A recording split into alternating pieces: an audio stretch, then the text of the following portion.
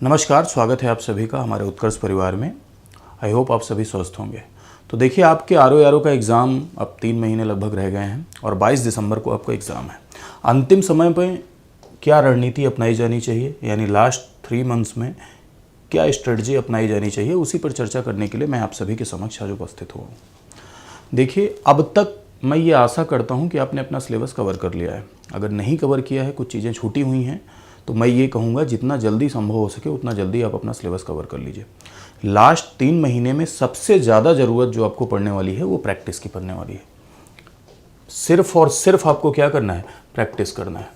अब कैसे प्रैक्टिस करना है, उसके लिए यदि आप मेरे एक्सपीरियंस को ध्यान में रखते हुए मेरे द्वारा बताई गई इस स्ट्रेटजी को फॉलो करेंगे तो कहीं ना कहीं आपको बेहतर रिजल्ट मिलेगा। हर सब्जेक्ट के जितने भी मेजर सब्जेक्ट हैं आपके, जैसे आपका हो गया हिस्ट्री, ज्योग्राफी, पॉलिटी, इसके आप 2-2 हज़ार सवाल।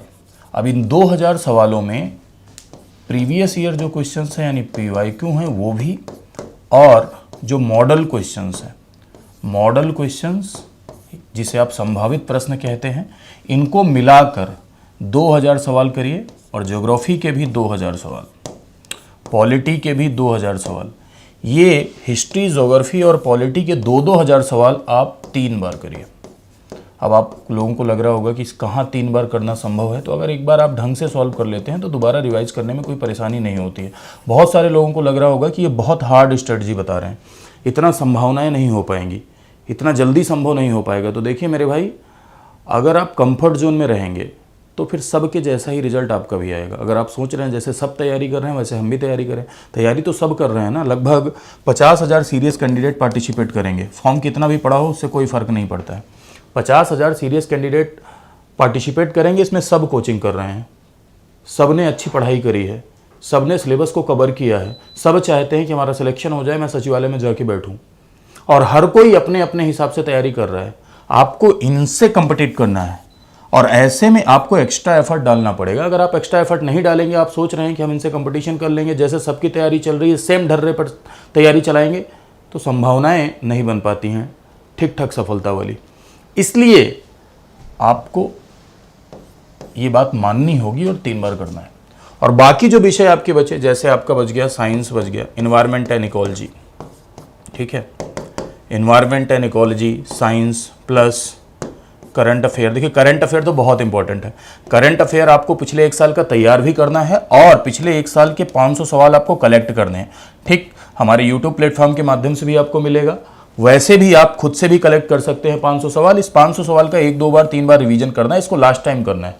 और पिछले 1 साल का करंट अफेयर कैसे भी करके आपको तैयार करना ही करना है। इसमें तो कोई किसी भी प्रकार का एक्सक्यूज चलना ही नहीं चाहिए कि ये एक्सक्यूज है, इस वजह से नहीं तैयार हो पाया, अरे हमारा सब कुछ हो गया लेकिन हमारा करंट थोड़ा गड़बड़ा गया। ऐसा जब कोई कहता है ना हमारा करंट थोड़ा गड़बड़ा गया, तो ये एकदम लापरवाही को दिखाता है। कैसे गड़बड़ा गया भैया? सबसे ज़्यादा वेटेज वाली चीज़ कैसे गड़बड़ा सकती है? इसका मतलब आपने तैयारी सही दिशा में नहीं की। और सही दिशा यही है कि जिन विषयों पर वेटेज है उन विषयों को आप अच्छे से तैयार करिए। ठीक, साइंस है, इन्वायरमेंट इकोलॉजी है, इसके आप 1-1 हज़ार सवाल भी अगर 2 बार सॉल्व कर लेंगे, ठीक है, 1-1 हज़ार सवाल भी, खैर इन्वायरमेंट के अगर आप 500 सवाल भी सॉल्व कर लेते हैं 2 बार, साइंस के 1000 सवाल आप सॉल्व कर लीजिए 2 बार, ठीक है, तो आपके भीतर एक बेहतर समझ डेवलप हो जाएगी और आपकी प्रैक्टिस हो जाएगी। इसके अलावा आपको कम से कम मान के चलिए 100 मॉक देने हैं। अब ये मॉक आप घर बैठ के दे रहे हैं, किसी टेस्ट सीरीज को ज्वाइन करके आप मॉक दे रहे हैं, डजेंट मैटर, इससे कोई फ़र्क नहीं पड़ता है कि आप घर बैठ के दे रहे हैं या कोई टेस्ट सीरीज ज्वाइन कर रहे हैं। 100 मॉक आपको देना है जीएस का। अब जीएस के 100 मॉक देने हैं, जैसे 140 सवाल आता है जीएस का आरओ में, 140 सवाल का 100 सेट आपको सॉल्व करना है, एज वेल एज उसका सोल्यूशन देखना है। कितना? 140 सवालों का 100 सेट आपको सॉल्व करना है, साथ ही साथ उसका आपको सोल्यूशन देखना है। ऐसा नहीं है कि आप सेट सॉल्व कर लीजिए और सोल्यूशन न देखिए। सोल्यूशन नहीं देखते हैं तो इससे क्या होता है कि आपकी गलतियां पकड़ में नहीं आती हैं। आप सेट सॉल्व करते हैं, पता चला आपने नंबर काउंट करते हैं और उसके बाद उसको सजा के रख देते हैं अलमारी में, वो बढ़ता जाता है और बाद में आप कहते हैं कि नहीं हमने 500 मॉक लगाए थे। इससे कोई फ़र्क नहीं पड़ता है। उसका सलूशन देखिए, जिन बातों में आपको लग रहा है कि थोड़ी दिक्कत आ रही है, जिस पर्टिकुलर टॉपिक में आपको दिक्कत आ रही है, अपनी नोट्स ओपन करिए और वो टॉपिक रिवाइज करिए, या जहाँ जिस किताब से आपने पढ़ा है वहाँ से वो टॉपिक आप रिवाइज करिए। रिवीजन बहुत ज़रूरी है। अब आप लोग सोच रहे होंगे कि सर कि लास्ट मिनट में रिवीजन कैसे करें। तो देखिए, अगर आप हिस्ट्री के 2000 सवाल सॉल्व करेंगे तो आपका रिवीजन अपने आप हो जाएगा। ज्योग्राफी के अगर आप 2000 सवाल सॉल्व करेंगे तो आपका रिवीजन हो जाएगा। पॉलिटी के यदि आप 2000 सवाल सॉल्व करेंगे तो आपका रिवीजन अपने आप हो जाएगा। साइंस के 1000 सवाल सॉल्व करेंगे, बाकी बचे हुए जो सब्जेक्ट हैं, छोटे सब्जेक्ट, सबके 1000 सवाल 500 सवाल ठीक सॉल्व करेंगे तो आपका रिवीजन अपने आप हो जाएगा। और साथ ही साथ जो आपकी हैंड रिटन नोट्स है उसको रिवाइज करिए। याद रखिएगा कि जो आपकी खुद की हर विषय की आपने अपनी एक नोट्स बना रखी होगी, हैंड रिटन नोट्स, तो जो आपने हर विषय की एक हैंड रिटन नोट्स बना रखी है इसका आप रिवीजन करिए, इसको दोहराइए, ठीक है। यानी इसका रिवीजन करना जरूरी है। अब इसका रिवीजन करने के साथ साथ जैसे आप पॉलिटी की जो आपकी नोट्स है, इस पॉलिटी की नोट्स को आप रिवाइज करें। आपके पास नोट्स नहीं है, आपने कोचिंग नहीं करी है, आपने खुद से नोट्स नहीं बनाई है, तो जिस बुक से आपने पढ़ा है वो बुक आप रिवाइज कर लीजिए। अगर आपने बुक पढ़ी है तो रिवीजन करने में बहुत समय नहीं लगता है। अगर आपने बुक नहीं पढ़ी है, आप सिर्फ एमसीक्यू के भरोसे एग्जाम निकालना चाहते हैं तो भूल जाइए, फिर कोई ज़रूरत नहीं है, फिर मत करिए, जाइए ऐसे पेपर दे के चले आइए, अगले साल फिर तैयारी करिएगा। लेकिन यदि आपने अच्छे से पढ़ाई करी है, हर विषय में एक बेहतर समझ स्थापित करने की कोशिश करिए, उसके बाद यदि आप एमसीक्यू करते हैं, मल्टीपल चॉइस क्वेश्चन करते हैं तो कोई दिक्कत नहीं है। आराम से उस विषय के 90% क्वेश्चन आप अच्छे से अटेम्प्ट करेंगे और सही भी होगा, राइट। तो जैसे पॉलिटी की नोट्स आपके पास है या आप किसी बुक से पढ़ें, जैसे आपने लक्ष्मीकांत से पढ़ा, ठीक है, तो लक्ष्मीकांत रिवाइज करिए और साथ ही साथ इसके 2000 सवाल, ठीक है। मैंने आपको 3 बार बोला है, आप 2 बार भी कर लीजिए, कोई दिक्कत नहीं है, ठीक है। ऐसे ही सारे विषयों में, अगर कोई विषय मेरे से बताना छूट गया है, भूल गया हूं, तो उन विषय को भी ध्यान रखिएगा जो बड़े विषय हैं, जिनका वेटेज है। जो छोटे सब्जेक्ट हैं, जिनसे कम सवाल आते हैं, उनसे आप 500 सवाल कर लीजिए 1-2 बार, 1000 सवाल कर लीजिए, जो उपलब्ध हो सवाल जिस मात्रा में, उस मात्रा में कर लीजिए। साथ ही साथ करंट अफेयर को बिल्कुल भी इग्नोर नहीं करना है। करंट अफेयर के साथ साथ यूपी स्पेशल भी पूछा जाता है। यूपी स्पेशल के भी 500 सवाल आप 2 बार करेंगे। यूपी स्पेशल के 500 सवाल भी 2 बार करने हैं, राइट।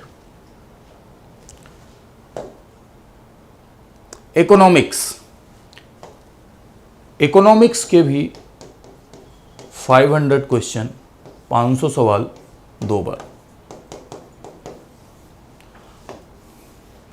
अंतिम आपने क्या देखा कि जो आपके बड़े विषय हैं, जिनका वेटेज ज़्यादा है, उनके आप 2000 सवाल, मैं तो कह रहा हूँ 3 बार, लेकिन आप 2 बार भी कर लेंगे तो कोई दिक्कत नहीं है। जो आपके छोटे विषय हैं, जिनका वेटेज कम है, ठीक है, उनके 500 से लेके 1000 सवाल, ठीक है, जिनका कम वेटेज है। प्लस करंट अफेयर, 1 ईयर का पूरा करंट अफेयर आपको तैयार होना चाहिए। एज वेल एज इसके 500 सवाल आप 3 बार 4 बार, जितनी बार आपकी कैपेसिटी है उतनी बार आप उसे सॉल्व करिए। ये तो है रिवीजन। अब रही बात मॉक की। अगर आप किसी टॉपर की जुबानी सुनते हैं तो आपको ये पता चलेगा कि कोई भी टॉपर ये नहीं कहता है कि सिर्फ पढ़ के मैंने परीक्षा पास की है। हर कोई यही कहता है कि हमने टेस्ट सीरीज करी है या हमने प्रैक्टिस करी है, हमने 100 मॉक दिए थे, 200 मॉक दिए थे, 500 मॉक दिए थे। हर टॉपर यही कहता है। किसी से भी आप पूछ लीजिएगा, किसी भी सिलेक्टेड कैंडिडेट से जब आप पूछेंगे तो वही कहेगा कि मेरी सफलता का जो श्रेय है वो मैं अपनी प्रैक्टिस को देना चाहता हूँ, अभ्यास को देना चाहता हूँ। क्योंकि जितना ज़्यादा आप प्रैक्टिस करते हैं, जितना ज़्यादा आप अभ्यास करते हैं, उतना आपको एक्सपर्टाइज हासिल होता है, उतना आपको विशेषज्ञता हासिल होती है। आप एक ही सवाल अगर 5 बार कर रहे हैं तो एग्ज़ाम में उसके आसपास का कोई सवाल बनता है या वो सवाल बनता है तो आप बड़ी आसानी से सॉल्व कर ले जाते हैं। लेकिन अगर आप क्वेश्चन पता चला 1000 कर रहे हैं, फिर दूसरे टाइप के सवाल 1000 कर रहे हैं, फिर दूसरे टाइप के सवाल 1000 कर रहे हैं और एक बार देख के छोड़ दे रहे हैं, तो सब भूल जाता है। मैं कह रहा हूँ 2000 सवाल आप 4 बार सॉल्व करिए, इससे ज़्यादा करने की ज़रूरत नहीं है। अब मॉक पर आते हैं, तो मॉक मैंने आपको बताया था कि 100 मॉक आप दीजिए, यानी 140 सवाल जो आरओ में आते हैं वैसे ही 140 सवाल आप जैसे एग्ज़ाम जैसा माहौल अपने रूम में बना लीजिए, या अगर आप बाहर टेस्ट सीरीज ज्वाइन कर रहे हैं तो बाहर टेस्ट सीरीज ज्वाइन कर लीजिए, जैसे भी आपकी इच्छा हो, ठीक। तो 140 सवालों का 100 सेट आपको सॉल्व करना है। अब इस 140 सवालों का 100 सेट सॉल्व करना है। इसमें कुछ लोग कह रहे होंगे सर कि कुछ एक सब्जेक्ट वाइज टेस्ट आते हैं मार्केट में, एक ही सब्जेक्ट से सवाल होते हैं, तो कैसा भी हो उससे कोई फर्क नहीं पड़ता है। कुछ इसमें कंबाइंड टेस्ट होंगे, है ना, कुछ इसमें कंबाइन होंगे जिसमें हिस्ट्री, ज्योग्राफी, पॉलिटी सब कुछ होगा, और कुछ ऐसे होंगे जो सिर्फ हिस्ट्री का होगा, सिर्फ ज्योग्राफी का होगा, राइट। साथ ही साथ जैसे मैथ्स रीजनिंग के भी कुछ सवाल आते हैं, तो मैथ्स रीजनिंग के जो कुछ सवाल आते हैं उनमें आप प्रैक्टिस कर लीजिए जो प्रीवियस ईयर पेपर है, ठीक है। उसका सीधा सा स्ट्रेटजी है कि प्रीवियस ईयर के जो आरओ के पेपर हैं, इस प्रीवियस ईयर पेपर को उठाइए और प्रीवियस ईयर पेपर में जो मैथ्स के क्वेश्चंस आए हैं या रीजनिंग के क्वेश्चंस आए हैं या इसमें कंप्यूटर के क्वेश्चंस आए हैं, तो इनको आप रिवाइज कर लीजिए, ठीक है। इनको रिवाइज कर लीजिए और जिस टॉपिक के ये सवाल आए हैं उस टॉपिक के जो है 10-20 सवाल और सॉल्व कर लीजिए, ठीक। जैसे मान लो कि रीजनिंग के किसी टॉपिक का सवाल, जैसे डायरेक्शन से कोई सवाल आया है या मैथ्स का कोई सवाल आया है किसी टॉपिक से, परसेंटेज से, तो एक जो प्रीवियस ईयर में आया है 5 सवाल 10 सवाल उसको सॉल्व कर लीजिए, साथ साथ उस टॉपिक के 5-10 सवाल और सॉल्व कर लीजिए, ये आपकी प्रैक्टिस हो जाएगी, ठीक। साथ ही साथ हिंदी तो आरओ में एक ऐसा विषय है जो भर भर के नंबर देता है। 60 में लोग 59 सही करके आते हैं, 60 में 59 सही करके आते हैं, और मैं अपेक्षा करता हूं आपसे और आशा करता हूं आपसे कि आप भी ऐसा करेंगे। इसके लिए भी आपको क्या करना है कि 50 सेट सॉल्व करना है, 50 सेट सॉल्व करना है हिंदी का, और साथ ही साथ जो आपकी रिवीजन नोट्स है, रिवीजन नोट्स, वो रिवीजन नोट्स आपको दोहराना है, एज वेल एज हिंदी के 2000 सवाल, ये 50 सेट तो मॉक है, हिंदी के 2000 सवाल आप करिए 2 बार। आपके अंदर कैपेसिटी है तो आप 3 बार कर सकते हैं, ठीक। तो अंतिम कंक्लूजन क्या निकल के सामने आया, ये सब इन 3 महीनों में क्या संभव है? सवाल ये उठता है कि क्या 3 महीने में संभव है? तो जी हाँ, जितनी बातें मैंने आपको बताई, ये सारी की सारी बातें 3 महीने में संभव है। क्या क्या बातें बताई, एक बार फिर से देख लीजिए सारी बातें। क्या करना है, जितने भी बड़े विषय हैं,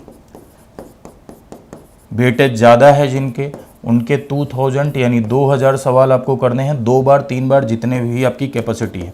जो छोटे विषय हैं, ठीक है, जिनके वेटेज कम है, उनके आपको 500 से लेके 1000 सवाल करने हैं 2 बार 3 बार, जितनी आपकी कैपेसिटी है, ठीक है। साथ साथ करंट अफेयर, यूपी स्पेशल को इग्नोर बिल्कुल भी नहीं करना है। करंट अफेयर, यूपी स्पेशल दोनों मिला के आपको 1000 सवाल 2 बार 3 बार, जितनी आपकी कैपेसिटी है आप करिए। एज वेल एज साथ साथ हिंदी ऐसा है जो इसमें आरओ में सफलता में सबसे बड़ा योगदान प्ले करता है, सबसे बड़ा योगदान हिंदी प्ले करता है। और हिंदी के 2000 सवाल आपको करने हैं। इस 2000 सवाल में प्रीवियस ईयर क्वेश्चन शामिल होने चाहिए, प्लस मॉडल क्वेश्चन जो होते हैं वो मॉडल क्वेश्चन भी आपके शामिल होने चाहिए। और हिंदी के आपके 50 मॉक सॉल्व करने हैं, आपको 50 मॉक देने हैं। और इसके जीएस के आपको कितने मॉक देने हैं? जीएस के आपको 100 मॉक देने हैं, ठीक है। 100 मॉक जीएस के देने हैं और 50 मॉक आपको किसके देने हैं? हिंदी के देने हैं, राइट। यही अंतिम समय की स्ट्रेटजी है। बाकी मेरी तरफ से आपको ढेर सारी शुभकामनाएं कि आप सभी चयनित हों और देश के विकास का माध्यम बने, समाज के विकास का माध्यम बने। अंतिम 3 महीने में ये बिल्कुल पॉसिबल है। मैंने आपसे कहा था कि अंतिम 3 महीने की रणनीति पर चर्चा करेंगे, और अंतिम 3 महीने में कोई आपको रॉकेट साइंस फॉलो नहीं करना है, यही बातें फॉलो करनी है, और इसकी संभावना है कि आप फॉलो कर लेंगे। जिसने ऐसा कर लिया ईमानदारी के साथ, वो 100% सेलेक्टेड के लिस्ट में आ जाएगा। भगवान न करे कि किसी भी प्रकार की कोई दुविधा हो, किसी भी प्रकार की कोई परेशानी आए या चुनौती आए, लेकिन अगर आपने ईमानदारी से प्रयास किया तो मेरा दावा है कि आप सिलेक्टेड लिस्ट में ज़रूर आएंगे। लेकिन अगर किसी भी प्रकार की चुनौतियाँ आई तो भाई, चुनौतियाँ और अपवाद के बिना तो धरती नहीं है, और एग्ज़ाम क्रैक कर लेना ही सफलता का मानक नहीं होता है। हम फिर से एक बार प्रयास करेंगे, फिर से जुटेंगे, फिर से तैयारी करेंगे और अगली बार लेकर आएंगे। तो कभी भी डीमोटिवेट होने की ज़रूरत नहीं है, डीमोरलाइज होने की ज़रूरत नहीं है।